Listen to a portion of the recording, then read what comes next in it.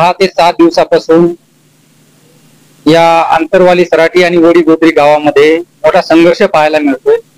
या ठिकाणी ओबीसी आरक्षण बचाव समितीतर्फे ओबीसीचं आरक्षण अबाधित राहावं आणि मराठा समाजाला वेगळ्या प्रवर्गातून आरक्षण मिळावं अशा पद्धतीचं जे मागणी आहे त्या दोन्ही गटाकडून होत आहे। आणि त्या अनुषंगाने ओबीसी आरक्षण बचाव समितीचे संघर्ष योद्धे या ठिकाणी प्राध्यापक लक्ष्मण हाके सर, नवनाथ वाघमारे आणि त्यांचे इतर सहकारी आंदोलनाला बसलेले आहेत, उपोषणाला बसलेले आहेत। आणि त्या पार्श्वभूमीवर आपण त्यांच्याशी संवाद साधणार आहोत की काय सध्या परिस्थिती आहे, कारण खूप मोठा तणाव या ठिकाणी निर्माण झालाय। सर, आबा काय सांगाल? खूप मोठा तणाव निर्माण झालाय, काय मागण्या आहेत?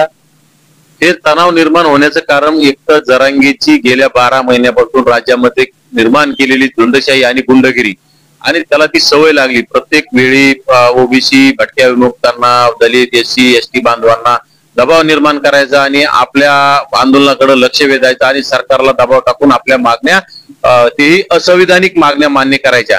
खरं तर हे कालचं जे प्रकरण आहे हे कुठंतरी मला असा अंदाज आलेला आहे की मुख्यमंत्र्यालाच कुठेतरी ओबीसीचं आंदोलन मोडीत काढायचंय, ज्यासाठी मराठा समाजाचे झुंडशाहीचे लोक पाठवून इथं दंगल सदृश परिस्थिती निर्माण करायची आणि आमच्यासारख्या कार्यकर्त्यांची हत्या करायची।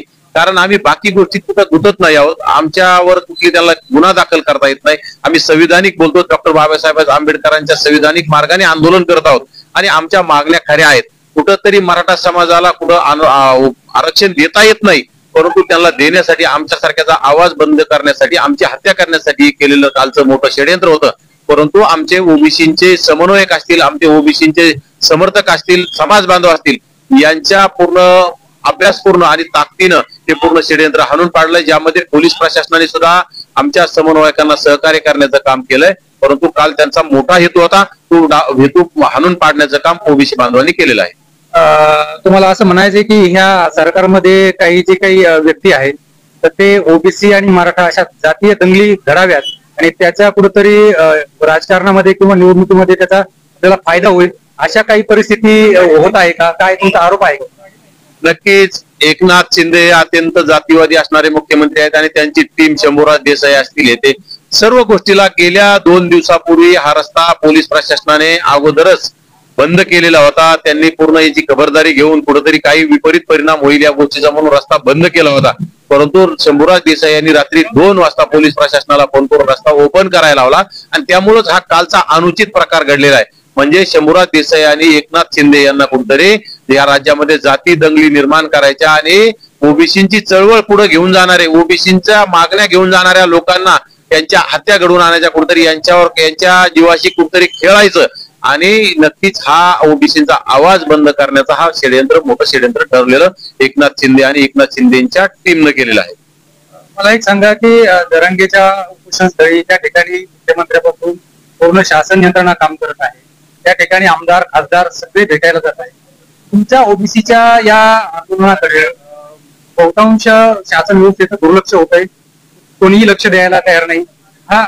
ही जी व्यवस्था आहे ओबीसीच्या आंदोलनाकडे दुर्लक्ष का करत आहे, काय सांगा?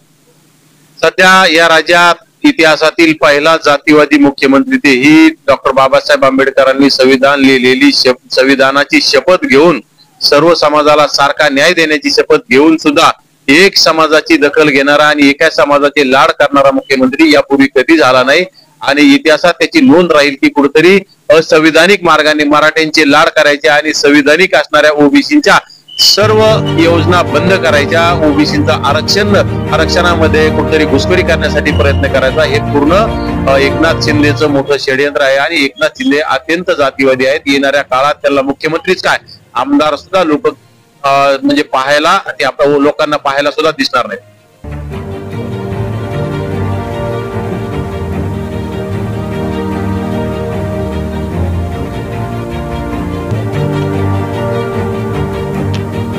तुम्हाला बोलावं लागेल।